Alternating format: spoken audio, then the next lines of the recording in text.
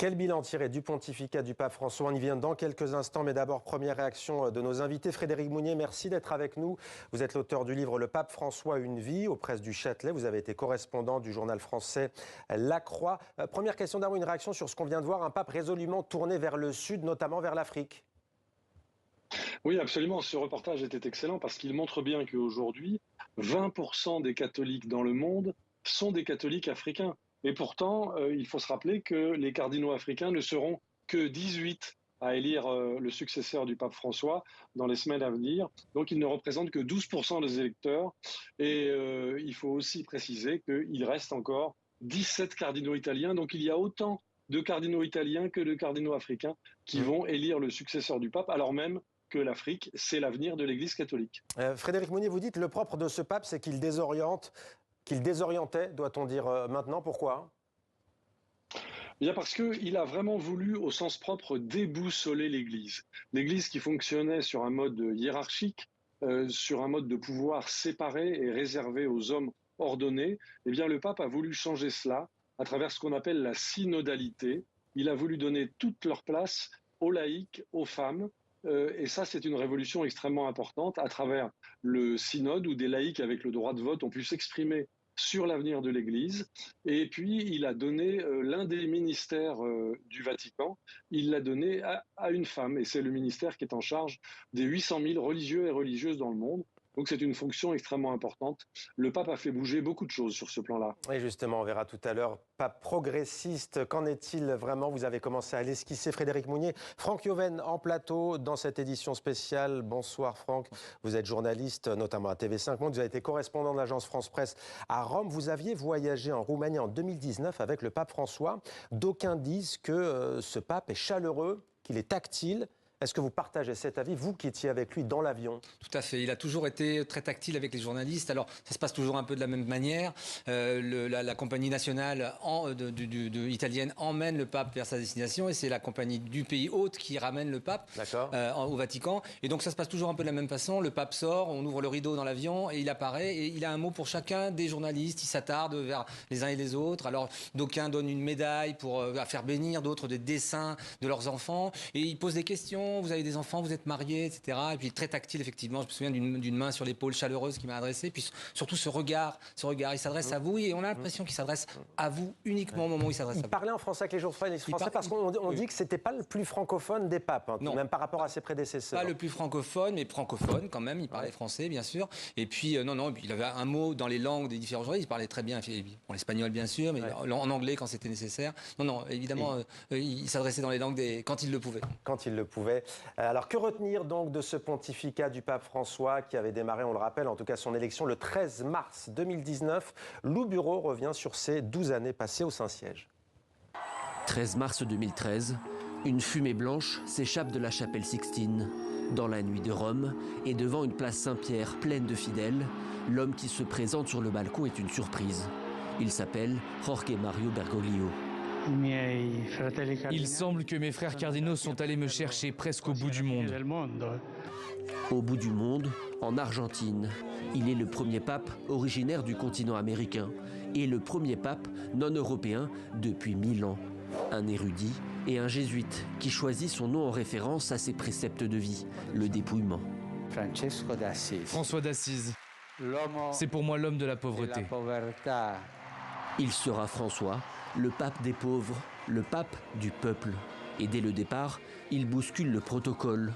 Pour son premier voyage hors de Rome, le 8 juillet 2013, il choisit une destination inattendue, la petite île italienne de Lampedusa, là où depuis 2 ans, les migrants affluent par milliers. Son soutien apporté aux exilés du monde entier sera indéfectible tout au long de ces années de papauté. Nous sommes différents. Nous avons des cultures et des religions différentes. Mais nous sommes frères et nous voulons vivre en paix. Un vent nouveau souffle sur Rome. François est de gauche et il le clame haut et fort. Porté par une vision sociale et anticapitaliste, il s'emploie à modeler un nouveau visage de l'Église catholique. Les êtres humains et la nature ne doivent pas être au service de l'argent. Cette économie tue, cette économie exclut, cette économie détruit la terre-mère. Esa economía destruye la madre tierra. La Terre-Mère, cette planète qu'il appelle notre maison commune, est aussi son combat. Mais le pape François n'entend pas seulement propager la bonne parole, il veut réformer au sein même de l'Église. Confronté au scandale de la pédocriminalité, il va combattre un système qui favorise depuis des siècles les abus de pouvoir. Dieu pleure pour ceux qui ont été agressés sexuellement. On ne peut pas garder ça secret. Des mots qui s'accompagnent d'actes. En 2015, le Vatican crée un tribunal pour juger les évêques qui couvrent les abus sexuels. 4 ans plus tard, le secret pontifical est levé. Des progrès, pourtant jugés insuffisants par ses détracteurs. François veut une église plus tolérante, plus ouverte sur le monde. Baptême d'enfants de mères célibataires, synode sur la famille, notamment sur la place du divorce. En 2020, il se dit favorable, à titre personnel, à une loi d'union civile pour les homosexuels. Même si sur le plan doctrinal, rien ne change, ses prises de position lui valent les critiques des catholiques plus conservateurs. Les critiques ne viennent pas seulement des Américains, elles viennent d'un peu partout et même de la Curie. Au moins, ceux qui les expriment ont l'avantage d'être honnêtes. Mais qu'importe, François continuera à marteler son message de solidarité tout au long de ses années de papauté et partout dans le monde.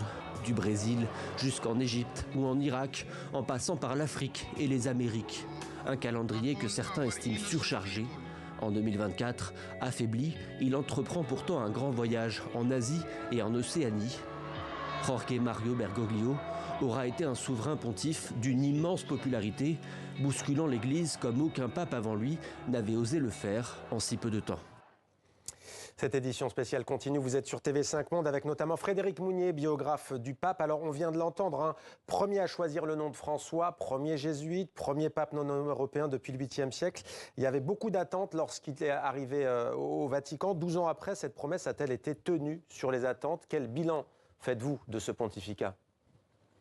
Écoutez, globalement, je pense qu'on peut dire que les promesses ont été tenues. Le pape a réformé la curie, le pape a assaini les finances du Vatican, il a orienté l'Église vers l'aide aux migrants, il a orienté l'Église vers l'impératif écologique, il a voulu lutter pour le désarmement et pour la paix. Je pense que ce pape a fait beaucoup de choses et il n'a pas pu tout faire. Il y a une sorte de mur de coton ou de mur de sable en quelque sorte qui l'a entouré, mais je pense que les gestes qu'il a posés, les paroles qu'il a prononcées ont été des paroles qui ont porté et on peut espérer que son successeur va peut-être poursuivre cette tâche, mais nous en saurons plus dans quelques semaines. S'agissant des conflits, certains observateurs, et est-ce votre avis, parlent d'un bilan en demi-teinte. Il n'a pas réussi sur la question israélo-palestinienne, il n'a pas réussi sur la question russo-ukrainienne. C'est un chef d'État, les autres n'ont pas réussi, il ne pouvait pas lui-même aider à résoudre ces conflits? Oui, c'est-à-dire que la diplomatie vaticane, en dépit de la qualité de son ancrage, il faut rappeler que plus de 185 pays ont des relations diplomatiques avec le Vatican et que les nonces apostoliques, c'est-à-dire les ambassadeurs du pape, sont très bien informés à travers le monde. Mais il est vrai que sur des conflits qui sont extrêmement tendus, extrêmement complexes, eh bien, comme l'Ukraine, comme Gaza, comme la question palestinienne, eh bien, le pape n'est pas arrivé à obtenir la paix, mais il a posé des gestes symboliques. Il faut se souvenir que jusqu'à très récemment, chaque jour, le pape François a téléphoné à la paroisse de Gaza pour manifester son soutien, alors même que la paroisse était sous les bombes israéliennes. Il faut se rappeler qu'au Soudan aussi, le pape s'est rendu au Soudan, qu'au Vatican, il a reçu les factions opposées du Soudan et qu'il s'est mis à genoux devant les responsables de ces factions pour les supplier d'obtenir la paix. Je pense que ces gestes méritaient d'être posés, même s'ils n'ont pas abouti. Je pense que le monde a besoin de ces gestes-là. Et pour tout savoir en temps et en heure sur ce qui entoure le décès du pape François, rendez-vous sur notre site internet. Il vous suffit de flasher ce QR code. Rendez-vous aussi sur les réseaux sociaux de TV5 Monde avec ce long marathon millimétré qui va s'ouvrir jusqu'à l'élection du successeur du pape François. Franck Joven est en plateau. Franck, dans quelques instants, nous irons à Notre-Dame de Paris où l'on retrouvera Hugo Barbieux. Notre-Dame de Paris, le pape François n'y était pas allé au mois de décembre pour la réouverture 5 ans après l'incendie dévastateur. relation compliquée de ce pape avec celle que l'on surnomme la fille aînée de l'Église, c'est-à-dire la France. En effet, oui. Le Vatican a reproché un petit peu à la France sa position un peu rigide sur la question des migrants. Donc, effectivement, c'est pourquoi il avait préféré Marseille. Et puis, on l'a dit depuis le début du journal, un pape des pauvres, pour les pauvres. Il souhaitait une église, c'était ses premiers mots. Après, Marseille, il avait dit, je vais à Marseille. Et non en France. Pas en France. Pas en France. Au Après, stade il avait Vélodrome, prononcé le mot France après quand même. Au stade Vélodrome, il avait dit bienvenue Marseille, bienvenue la France. Voilà, d'accord. Oui. Donc Marseille, il ne faut pas oublier que c'est... Bonjour Marseille, bonjour la France. Marseille est une ville pauvre, plutôt populaire. Hein, donc c'est pour ça qu'il l'avait choisi. Et puis effectivement, la Corse également, l'île de Beauté, plutôt que Notre-Dame en décembre dernier pour l'inauguration de la basilique. Mais ça, encore une fois, c'est parce qu'il préfère Notre-Dame. C'était d'abord, il y avait la question de l'entrée payante. Il y avait la question aussi un peu, comment dire, du faste, les dirigeants du monde entier. Et lui, il préférait toujours être du côté de ceux qui sont le peuple, au cœur du stade Vélodrome. Oui, et puis aussi pareil en Corse, une messe en plein air, populaire, voilà, qu'il a préféré effectivement au faste et au décorum d'inauguration de Notre-Dame restaurée. Première visite d'un pape en Corse pour le pape François donc. Hugo Barbieux en direct de Notre-Dame de Paris. Bonsoir Hugo. Les cloches ont sonné le glas à 88 reprises ce matin. Ah oui, 1m88 reprises pour les 88 ans du pape, évidemment. Alors, après les mois de l'annonce ce matin, vient enfin le temps du recueillement. Et d'ailleurs, depuis une vingtaine de minutes, ici à la cathédrale, une messe est célébrée. Elle sera suivie à 20h d'une veillée de prière qui, elle, durera jusque minuit. Alors, vous le voyez sans doute autour de moi, la foule ne fait que se densifier et la file de s'allonger pour tenter d'entrer dans la cathédrale Notre-Dame de Paris. Et les personnes que nous avons rencontrées ici se souviennent d'un pape ouvert et généreux et espèrent d'ailleurs que le pape qui viendra, qui lui succédera, poursuivra cet effort d'ouverture de l'Église catholique. Alors pour tous ceux qui n'ont pas pu prier aujourd'hui en cette cathédrale Notre-Dame de Paris, eh bien une nouvelle messe est prévue demain à 8h. Nouvelle messe demain à 8h. Frédéric Mounier, vous êtes toujours avec nous en direct sur TV5 Monde. J'aimerais vous entendre tout de même sur cette relation compliquée, je parle sous votre contrôle, entre le pape François et, encore une fois, la fille aînée de l'Église. Comment l'expliquer ? Alors c'est vrai que le pape n'est pas un bon francophone, mais je pense qu'il est un vrai francophile et que le pape est très attaché à tout ce que la France peut représenter. Alors pour revenir sur cet épisode de Notre-Dame de Paris, il faut se souvenir que le jour de l'inauguration de Notre-Dame de Paris, le pape avait prévu depuis déjà de très longs mois de convoquer à la basilique Saint-Pierre de Rome un consistoire au cours duquel il a ordonné 21 nouveaux cardinaux devant 10 000 personnes. 21 nouveaux cardinaux qui sont donc les électeurs de son successeur dans les jours à venir. Donc c'était un événement très important pour l'Église universelle et le pape a logiquement choisi de donner la priorité à l'Église universelle sur l'Église de France. Moi, j'ai le souvenir très précis qu'à Rome, pendant mes années romaines, de 2009 à 2013, j'ai très vite compris que, vu de Rome, la France n'est plus le centre de l'Église universelle.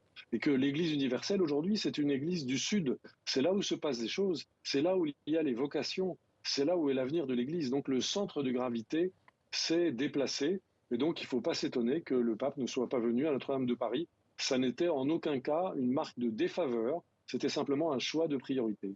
Merci beaucoup Frédéric Monnier, merci à vous Franck Yoven, merci à tous nos correspondants qui ont été avec nous tout au long de cette première partie